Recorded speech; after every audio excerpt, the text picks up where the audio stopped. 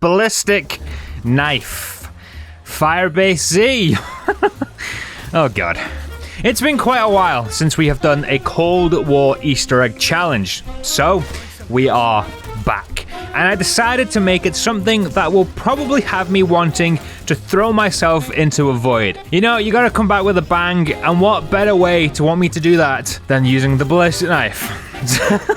So I at least hope you're all sitting comfy for this one, because I know I am. Thanks to the wonderful people over at FlexiSpot, who were kind enough to send me over one of their E8 standing desks. Now, as a gamer and a content creator, I spend an exuberant amount of time sat at my desk. But with the E8 standing desk, I no longer have to sit for hours on end, as the E8 can be extended up to a height of 1.25 meters. And for all my Imperial understanders, that's about 50 inches or 4 feet, which is ideal for someone like myself who stands as 6'2". All of this can be controlled by the keypad that comes with the desk. We have the height adjustable function, which is these up-down arrows. There is also a memory function. This works by setting a height, pressing the M, and then saving that preset to either of the 4 buttons on the left, and with that you can use 4 individual presets. The desk itself is one hell of a sturdy beast, being able to support up to a weight of 125 kilograms or 275 pounds, meaning your gaming or work setup will happily be able to live all in one place with no worries. The desk can also come with a cable duct, which is great for everyone that has wires all over the place, as it makes cable management a breeze. The E8 also has a multitude of different colors and size desktops to choose from, and to celebrate FlexiSpot's 7th anniversary, you can get up to 50% off these items from the 28th of August to the 1st of September 2023. And if you subscribe to the newsletter on the FlexiSpot website, you will receive an 8% off site-wide code, and you also enter the chance to win a PlayStation 5. Plus, there's a whole bunch more going on, which you can find in the description of this video. Once again, a huge thank you to FlexiSpot for sending me out this desk. Check them out for yourselves. Yet again, link in the description. No matter how hard I try to avoid this god-forsaken weapon, it always manages to weasel its way back into my life. There truly isn't many times I actively avoid a challenge or a weapon, but the ballistic knife, yeah, no, that's definitely one of those moments where I do. Luckily for me, the Cold War version of this weapon isn't the worst thing in the world. I mean, don't get me wrong, I'm never willingly using this thing over literally anything else in the game, but from a damage perspective, it isn't bad. Thanks to the super Easter egg, I get to start with purple tier weapons, and a purple tier ballistic knife is putting down 3,000 damage off the rip, which is huge, as that means for the best part of about 15 to 20 rounds, you don't need to worry about any upgrades. Therefore, things like perks and other weapons, if you're using them, can take priority. Usually, I would also activate Rampage Inducer for a challenge like this, but the ballistic knife actually requires you to know how to aim, and seeming that is something I'm lacking in, it's staying off.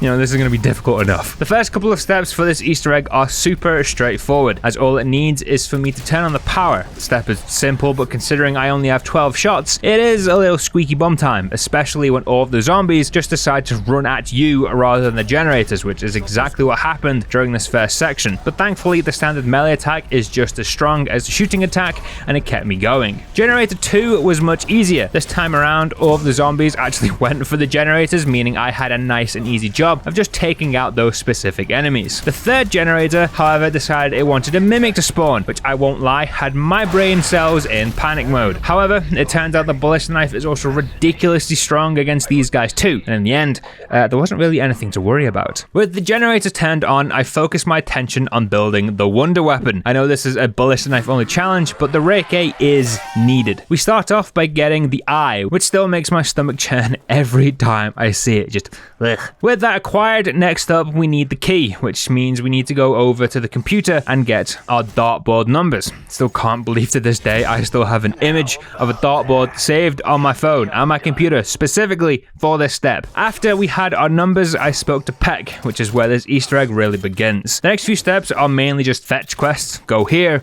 talk to person, grab thing, place thing. It does get a little rudimentary, but the main thing here is it gives me a little time to plan out my upgrades, and by plan I mean blow blow all of my points on perks and Pack-a-Punch. It also gives me some time to get the Reiki parts finished up, and the next one up was in Spawn. I tried my hardest to do the shooting of the dartboard with the Ballistic Knife, but it just didn't work. So I bought the Magnum, which got me the part immediately. We moved forward a few rounds, and now I need to gas Peck. I mean, yes, it's truth serum, but I still don't know how I feel about it, you know? So I decided to kill 2 birds with 1 stone during this step, as I grabbed myself the Reiki barrel. With all the components, we get the serum mixed, and well, yeah, you know what comes next. With that done, we move on to the Mimic step. I hate this step when I'm using the best of the best guns, so doing it with the Ballistic Knife had me feeling less than confident, and rightly so, as I screwed up the first 2 rounds worth of Mimics. One attempt, I just outright killed the Mimic by accident, and the other, I managed to hand in the wrong one. So yeah, that's fun.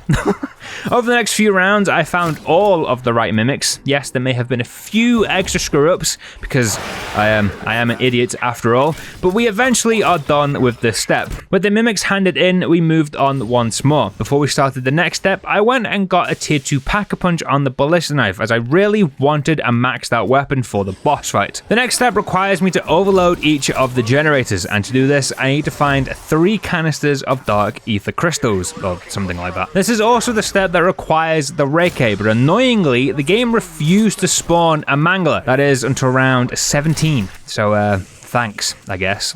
With that, I decided to start the multiple canister one, basically where I have to find the odd one out. And after all of these years, I genuinely still don't have a clue which one I actually need to look for. I guess. But my guesses have served me well over the years.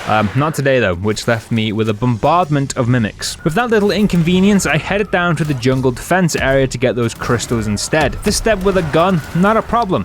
This step with a Ballistic Knife, yeah, big mistake. This got a little out of control very quickly, and I deadass thought I was going to die within seconds of starting this. Thankfully, no deaths. A lot of panicking, but no deaths, and shortly later, I had my first crystal. With that done, I flipped the round, and at the end of round 18, I had a second pop at the Guess Who step. This time I guessed correctly, and no attack of the Mimics. The power cells still weren't charged, so I had to flip the rounds once more. Round 19, cells are done, and I can finally build the Reiki. With the gun in hand, I made my way over to the infirmary, where I now just have to shoot a moving canister with the secondary firing mode of the Reiki. It took me a few attempts, as the canister is a slippery bugger, but soon enough, I had all 3 crystals. I took each one of the crystals to their respective generators, and moved to the next step. Peck gives us the old 1-2 I tricked you speech, which leads me into what I have to do, which is just click on a question mark. But because the controls suck, it took me way too long, and instead I had to deal with a lockdown. Lockdown done, I got back to the computer and clicked on the question mark, which is just an ambiguous way of saying I moved some satellites.